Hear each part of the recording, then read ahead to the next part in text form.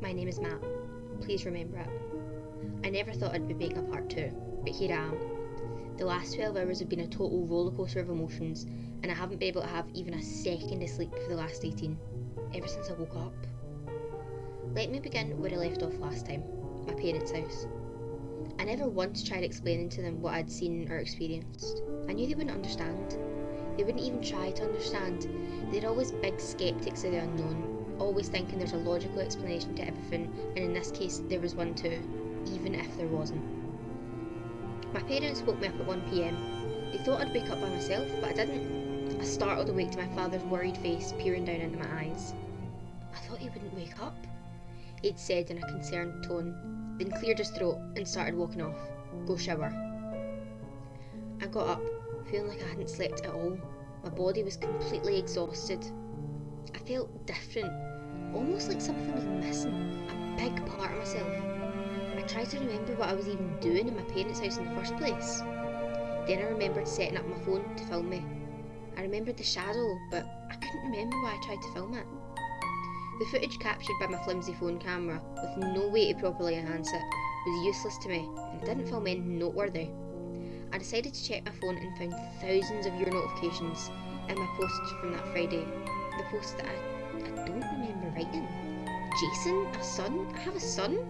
What? Questions flooded my mind as I read and reread words I didn't recall writing. I frantically drove back to my apartment, not really sure what I was looking for. I explored every room and found my apartment's son's room, tidy and clean. A couple superhero posters on the walls, a desk with a laptop on it, a bed with Marvel design covers. My head was spinning, a horrible migraine, so I popped a pill. Jason, I'd written that I had a son named Jason. I took out my phone and called my dad. "Hey Matt, what's going on? You left so urgently." "Jason, do you remember Jason?" I huffed into the receiver. "Jason? No, I can't say I do. Is that a friend of yours? Did something happen?" He replied thoughtfully. "Fuck," I thought. "No, never mind. Thanks, Dad." I hung up before he could say a word more. This clearly fucking says I have a son named Jason. Jason that's in a coma. I went through my phone. There were no pictures of a 14-year-old boy anywhere on there. I looked all around the house, no photo albums, absolutely no evidence of him ever existing here besides the child's seemingly untouched bedroom. My heart was aching, my head was spinning, the feeling of missing something but not knowing what it is, like it's at the tip of your tongue. It was unbearable.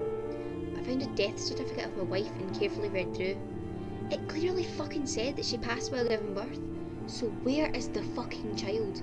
Why can't I remember him? I rummaged through the house, making a total mess of it all, but in the end I found nothing. No birth certificate, no documents or teacher notes or doctor's appointments.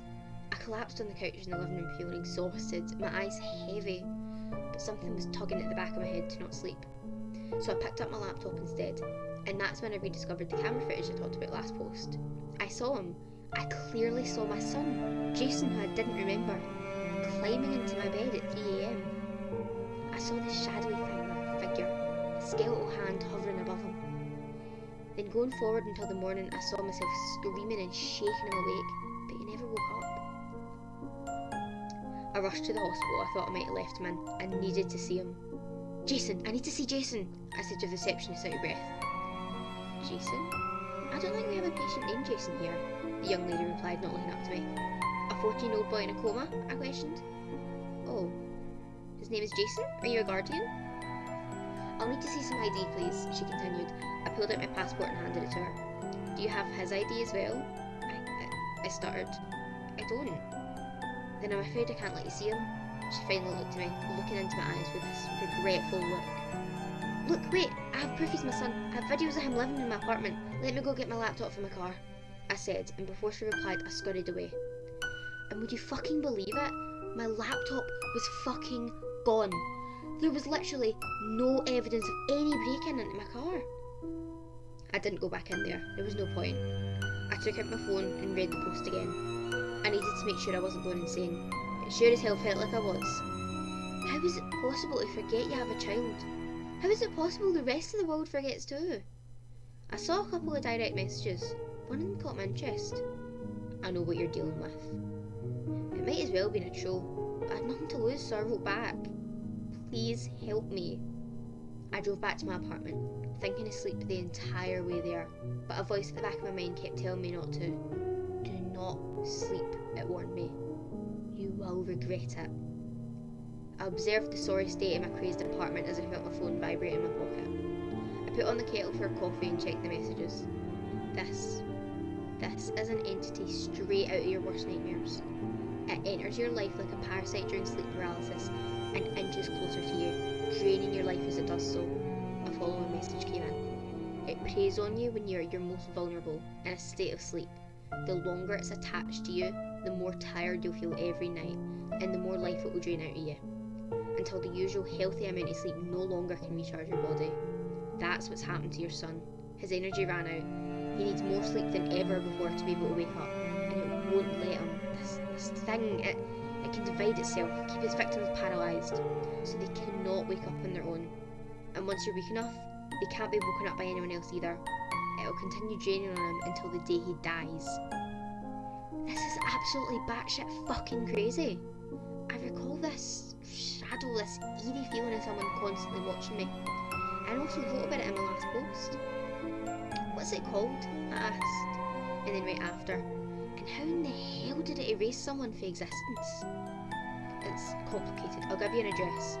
Come there and no matter what, don't sleep. I put the address into the GPS, and it's a 1.5 hour drive. I stocked up on coffee and got into my car straight away. The entire drive there, I felt the presence at the back of my neck, and I could see slight shadows moving at the corner of my eye, but when I looked towards it, everything was as still as ice. After the excruciating 1.5 hours were over, I sent the mystery man a message. I'm here. The address was of an old, almost abandoned looking house. I stepped out of my car and headed to the front door. Before I could knock, it swung open and an elderly, homeless looking man with a long, dirty beard and greyed out hair stood there, looking me up and down. Sir? I asked, and he motioned for me to come in. The inside of the house was nothing like the outside. It was clean and tidy. Every nook and crevice was lit up with blinding light. They can't exist where there's no shadow, he had said, as if expecting my question. Every piece of furniture was made out of see-through glass. There was not a single object that would cast a shadow, besides us two, and even then the lights took our shadows out. He motioned for me to sit on the ground.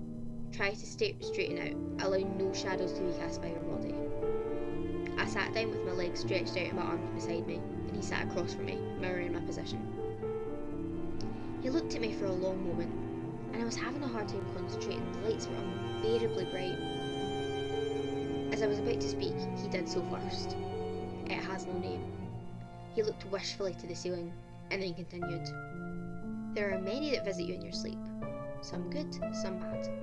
Sleep paralysis is a logically explained occurrence of your mind being awake but your body not. However, it's not as simple as that. It's not that your mind is awake. Your mind is between being awake and being asleep. That in between is where the demons lie in wait, in the darkness. Most can only scare you. They can't usually cause any harm. But there are few, like the one in your hands, that can cause a lot of hurt. How do you get rid of it? I asked in disbelief. He motioned with his hands to the house.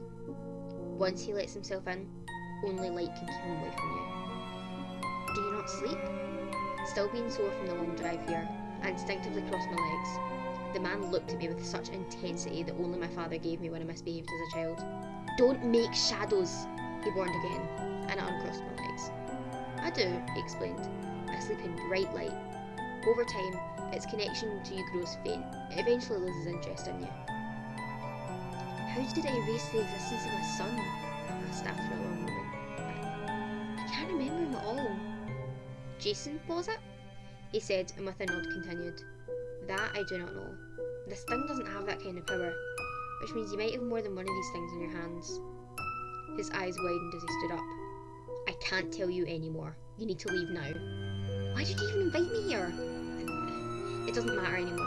I answered enough questions. Make sure there's not a single shadow in your home if you wish to survive. And I'm sorry for your son, but it seems like he's too far gone. After he basically threw me out, I sat in my car for a long moment. I decided that I wanted to see my son. I started the car up and drove all the way back into the hospital's parking lot. By the time I was back, it was 11 PM again. A new receptionist sat at the desk, and I tried to explain my situation as logically and as best as possible. So please, just let me see him. Even through a window is fine. She looked at me with a conflicted expression. Fine, you only get 5 minutes. She led me to his room, and there he was, the boy from the videos, laying there in darkness. I observed him through the window, wishing to remember all that he once meant to me. A shadow moved at the corner of my eye, and I followed it. A dark silhouette was in the room with my son, as if hiding itself in the corner. "Hey!" I screamed, and the receptionist came running back. "There's someone in there!" She rushed into the room and turned on the light as I was right behind her. "There's nothing there." She signed a sigh of relief. "You need to go, sir." "No, please, you have to believe me. There was a shadow. I saw it, I swear." "Calm down, sir. There's nothing in the room." That's when my emotions burst and I just started crying. The receptionist led me back to the lobby and I just sat down and sobbed. After all my tears dried up, I got back on my phone and looked at the Reddit post again. Then I decided to ask for help with an update. If anyone knows how to make the world remember, how to make myself remember of his existence, please, for the love of God, tell me. I can see the nurses sharing hushed whispers as I sit here in the lobby writing this. Chances are they'll kick me out, or worse yet, lock me up. My name is Matt. If it takes me, please don't forget me like I forgot him. I want to remember. Story credits again go to Corey Herritt on Reddit. This is the second part of a story they wrote, which I narrated on my first video. So if you want to go check that out, either go to their Reddit, which I'll link in the comments, or watch my video. Bye!